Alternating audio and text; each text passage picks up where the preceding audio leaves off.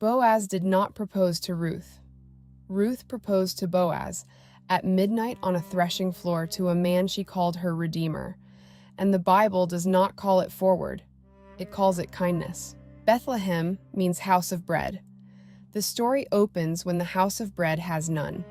In the days when the judges ruled, famine drives a man named Elimelech, his wife Naomi, and their 2 sons east, to Moab. Within 10 years, all 3 men are dead. 3 widows remain. Naomi turns back toward Bethlehem and tells her daughters-in-law to go home. 3 times she says it. Orpah obeys. Ruth refuses. Where you go, I will go. Where you lodge, I will lodge. Your people shall be my people, and your God, my God.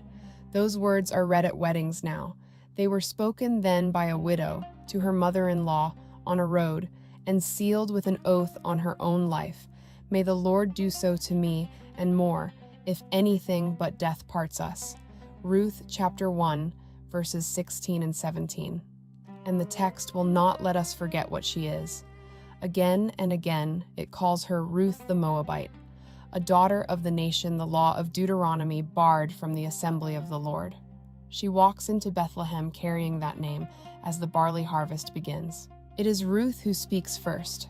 Let me go to the field and glean. Ruth, chapter 2.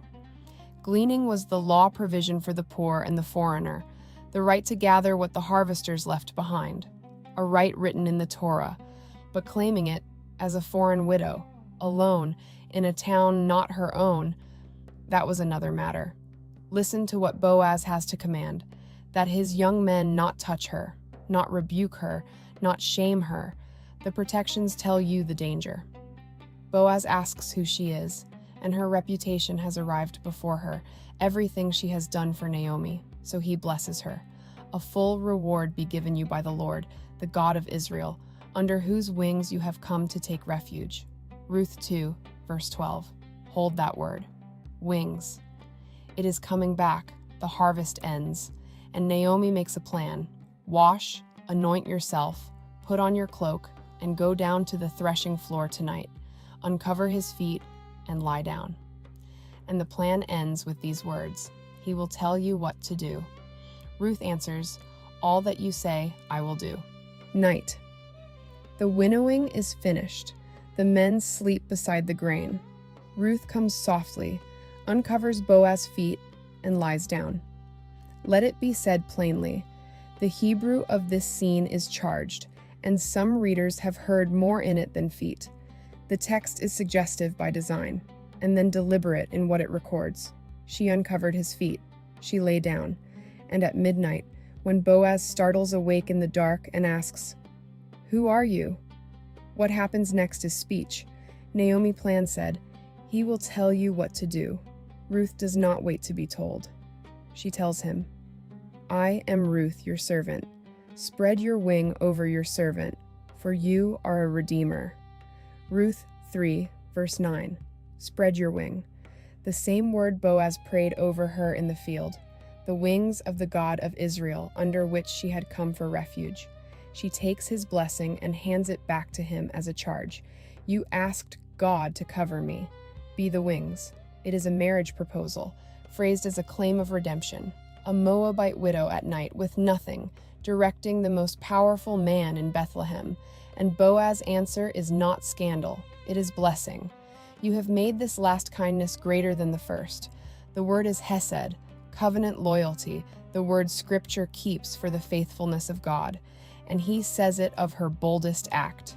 And then, all the town knows you are a worthy woman. Eshet Chayil, the very phrase of Proverbs 31. There is one obstacle, a kinsman nearer than Boaz. So at first light, Boaz sits at the city gate, gathers 10 elders, and puts the matter to him. The man will take the land, until he learns it comes with Ruth the Moabite, and a duty to raise up a dead man name. He refuses, and the narrator answers with a quiet verdict. The man is never named. The one who would not preserve a name loses his own. A sandal changes hands, the ancient seal of the agreement, and the elders bless the marriage. And in their blessing, they name Tamar, another woman whose bold, irregular move preserved the line of Judah. The text builds its own bridge. Boaz marries Ruth. A son is born, Obed. And the women of Bethlehem say to Naomi, "Your daughter-in-law, who loves you, is more to you than 7 sons." Ruth 4:15. The story that opened with a woman bearing 2 sons closes with the town telling her she gained better than 7. Here's what Ruth reveals. In this book, kindness is not soft. Hesed is something you do.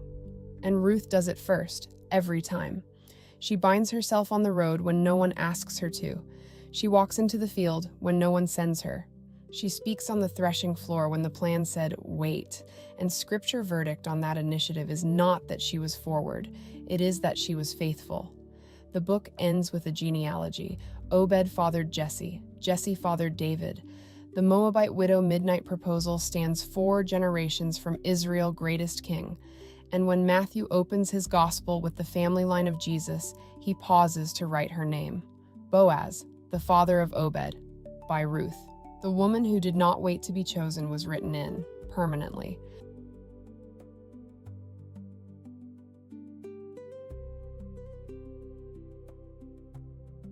Tradition remembers Ruth as the loyal one, gentle, devoted, rewarded.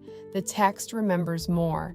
It remembers a woman who moved first in a world built for her to wait, and a God who wove her boldness into the line of kings.